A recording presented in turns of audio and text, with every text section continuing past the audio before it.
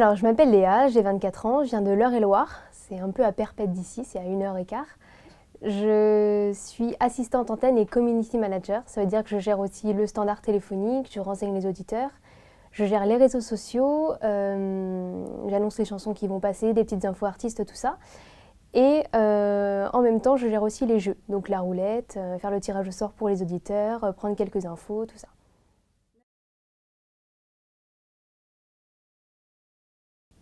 Alors j'ai commencé par un bac général, et après je suis allée au Studio École de France. C'est une école de radio où le diplôme il est reconnu par l'État, ça c'est super important. J'y ai fait 2 ans en tant qu'animatrice radio.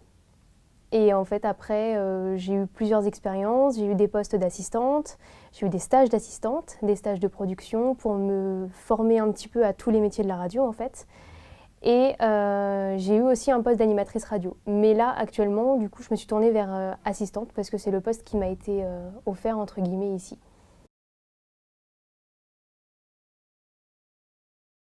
À terme, ce serait plutôt d'être animatrice radio parce qu'à la base, c'est ce que je veux faire, c'est mon rêve.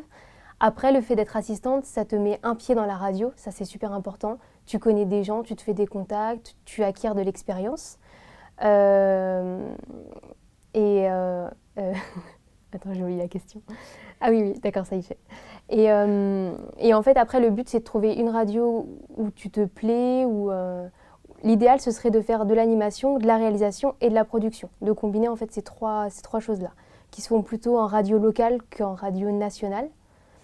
Mais pour le moment, assistante, c'est un bon début.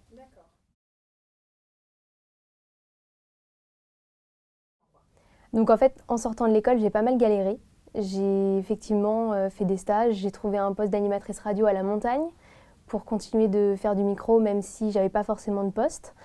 Après, j'ai trouvé aussi le poste d'assistante, pardon, parce que j'ai fait pas mal de stages en tant qu'assistante. Normalement, non, enfin, sur le Morning FG, à Vibration à Orléans, j'étais aussi assistante. Et en fait, j'ai eu l'idée de mettre mon CV en ligne sur un site qui s'appelle Radioactu. Et en fin de compte, Skyrock ont cherché et m'ont trouvé grâce à ce site et ils m'ont contacté. Non, tu as quand même une formation qui est assez solide. Après, on apprend vraiment sur le terrain, quoi. Après, ouais, on apprend vraiment sur le terrain. Mais c'est bien quand même de faire une école. Ça t'apprend les bases, ça t'apprend les logiciels, les termes radio, tout ça.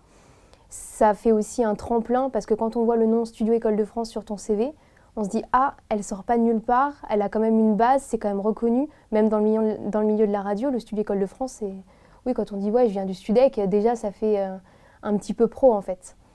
Donc non, mais on apprend quand même beaucoup sur le terrain parce que ce qu'on nous apprend à l'école, en fin de compte, c'est un peu théorie, mais ça nous aide quand même dans l'application.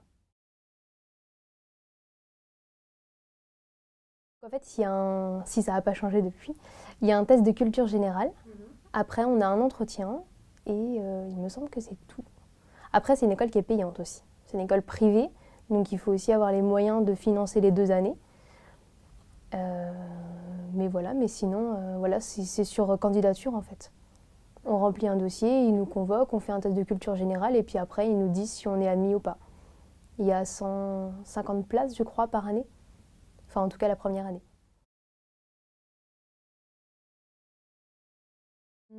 Bah, déjà, on a la chance de rencontrer des artistes. J'ai eu la chance de rencontrer Black M, Issa Doumbia. Voilà, donc moi j'aime bien ce côté de la radio en fait. Ce côté vraiment, on est proche des stars. Après, je travaille avec des gens qui sont en radio depuis très longtemps, donc c'était assez impressionnant au début et en fait c'est vachement formateur. Parce que dès qu'on a une question, on peut leur poser, ils nous aident. Enfin, je vois Fred Musa qui fait le 9h midi, ça arrive qu'il m'explique des choses sur la programmation, même Mehdi. Donc c'est cool, ouais. Real gone.